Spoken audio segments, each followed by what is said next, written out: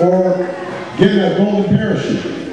I've seen folks who are working for 20, 30 years at a plant, making products, making profits for shareholders. Suddenly the plant moves overseas, the rug's pulled out from under them, they're trying to figure out how they're going to make ends meet, working $8 an hour at the local Walmart. I've talked to teachers who are having to moonlight because they can't make it on a teacher's salary. Yeah. They're working, one young woman was working at a donut shop after school just to make ends meet. And I've talked to teachers who are digging into their own pockets to pay for school supplies because the schools are underfunded all the time. All the time. Some teachers right here.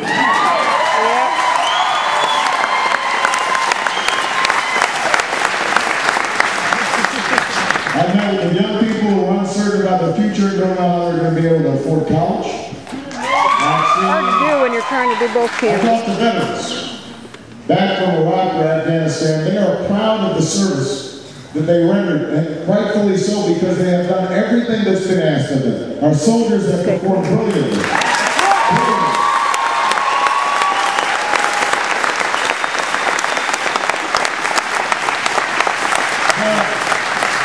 But they also ask themselves, you know, of the wisdom of a mission that's cost so dearly in blood and treasure. They think about those they left behind. And I've held mothers in my arms after meetings just like this one as they went silently because they were mourning the loss of a son or a daughter.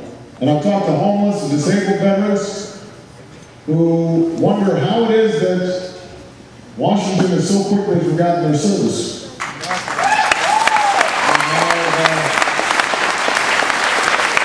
All across America, I've talked to patriots, citizens who are ashamed of Guantanamo, ashamed about the grave, and ashamed of warrantless wiretapping, the erosion of our civil liberties, and they're very deeply ashamed that we are still having a debate about whether or not the United States government engages in torture. They love their country. They love their country. And they want their cherished values and ideals restored. That's what I've heard from Americans and Nevadans, people from every spectrum, and it's not just Democrats. I've heard from independents and Republicans who have also lost faith in government and also lost trust in their leadership. And that is why, at this moment, we have the potential to maybe put together, for the first time in a generation, a working majority to bring about change. Because people are ready for it. They are willing to work for it. They're willing to fight for the kind of change that will solve some of these problems and put America on the path to greatness once again. And that's why I want to president of the United States of America.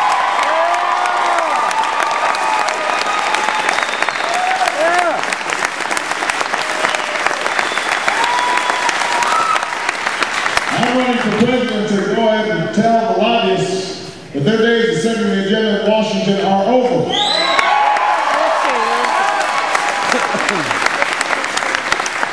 They have not funded my campaigns, they will not run my White House, and they will not drown out the voices of the American people.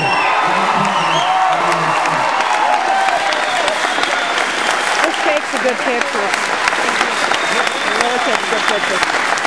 I want to get some spills. I'm going to tell those companies that are shipping jobs overseas that we are taking your tax breaks away. We're going to get those tax breaks to companies that are investing right here in the United States of America.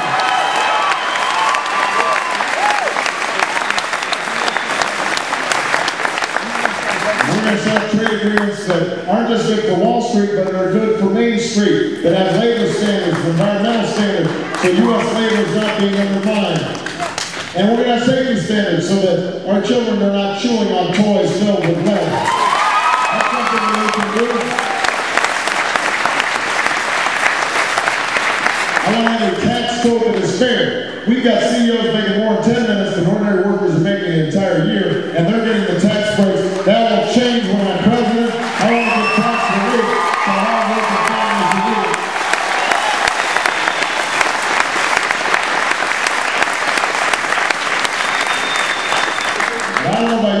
I am committed to making sure that we don't just raise the minimum wage every 10 years. We should raise it to keep pace with inflation, because if you work in the United States of America, you should not be poor. And we've got too many poor people who are working hard every single day. That's what change when the President of the United States of America.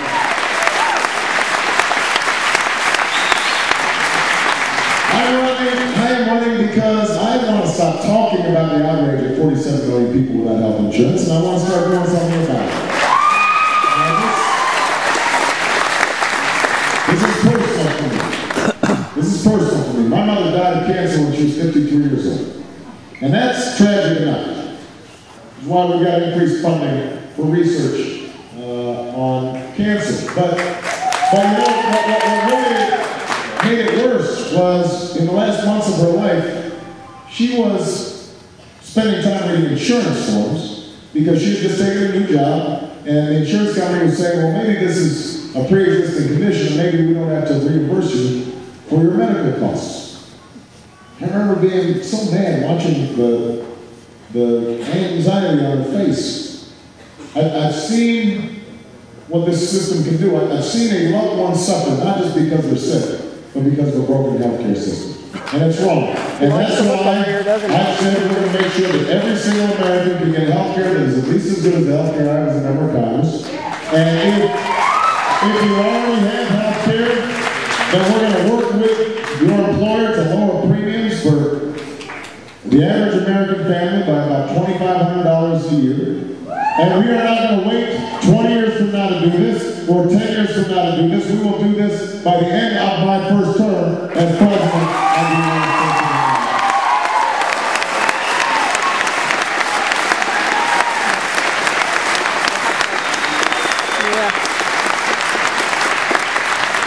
I am running for president because I want to make sure that every child has the best education. From the day they are born to the day they graduate from college. And we know how to do it if we feel a sense of urgency. If we understand there's nothing more critical than making sure our children are learning, then we will invest in early childhood education so that they're prepared when they first start school. And